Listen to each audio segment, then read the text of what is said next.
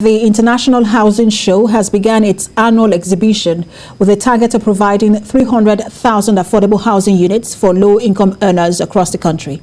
The 15th annual exhibition is taking place in Abuja, and participants will deliberate on how to ensure better housing solutions for a post-pandemic world. Mara Mohammed reports. The global pandemic had an overall negative impact on the global housing market across the world. But, in contrast, developers in Nigeria attest to the fact that the housing market thrived significantly during the lockdown. But it also brought about the need to recognize real estate as an asset that is sustainable. To this end, real estate developers are now widening the market by building more affordable functional properties for low-income earners. And while building more houses for citizens is commendable, authorities in the housing sector warn that developers must build houses suitable for the climate, which will stand the test of time. The private sector and other stakeholders have designed a national housing model that responds to the cultural and climatic diversities of Nigeria, and that the ministry was then building in 33 states of the Federation as a pilot prior to a sustained interface with the private sector. In the Abuja International Housing Show, we shall continue to pursue our mandate of advocacy and promoting the availability of affordable housing and social economic data for championing the cause of housing provision, as well as advise government on related issues as our contribution towards ameliorating the adverse effect of the pandemic against those that lack access to affordable housing. Challenges facing sectors are enormous, with the housing deficit estimated at over 17 million housing units, the highest on the African market. So far, efforts made to bridge this gap have proved inadequate. It's estimated to be over 17 million housing units. It's still the highest in the continent, and current effort to resolve this remains inadequate. In collaboration with the minister and all stakeholders, local and international, to unveil the truth of what really is the figure of housing deficit in Nigeria.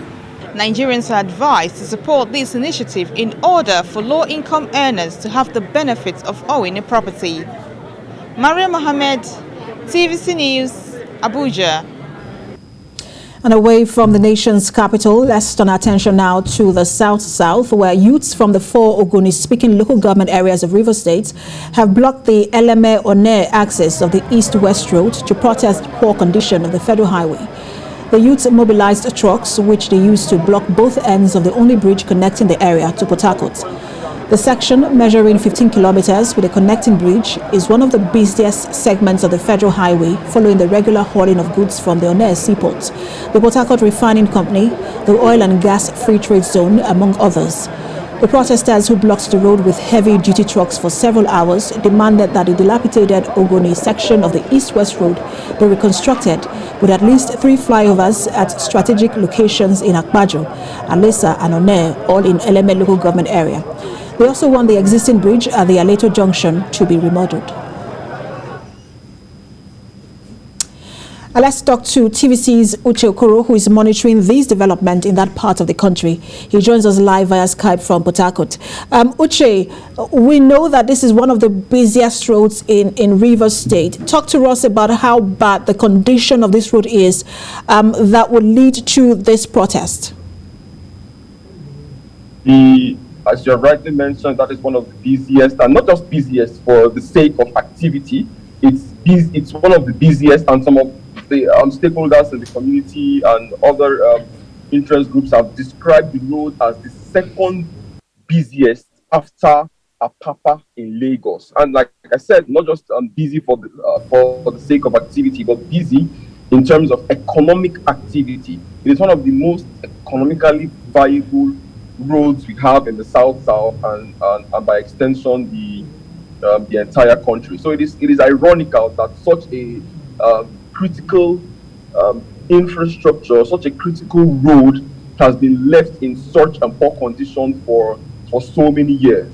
Over time, we've had several successive governments and agencies come to do some form of remedial work on the area, but nothing concrete and lasting has been done to ensure that the situation there is alleviated. It is quite ironical, I must say, because both the Port Harcourt refineries are there, the oil and gas free zone on air is there, the Nigerian Ports Authority is there, FOT, FLT is there, you have the Nigerian Navy Training School is there, you have the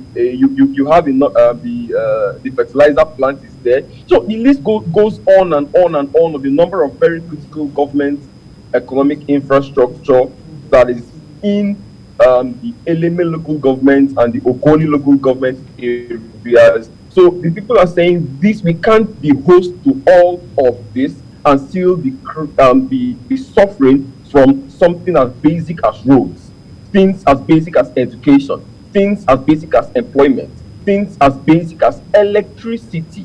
So what is happening today is a climax of agitation that has gone on for so many years. Uche, one would imagine that maybe these companies will, engage in CSR, or that, tax from these companies will be used to fix the communities. But we see that it is an active scene. Stay on that story for us and bring us updates when you get them. Thank you so much, Uche, for that update.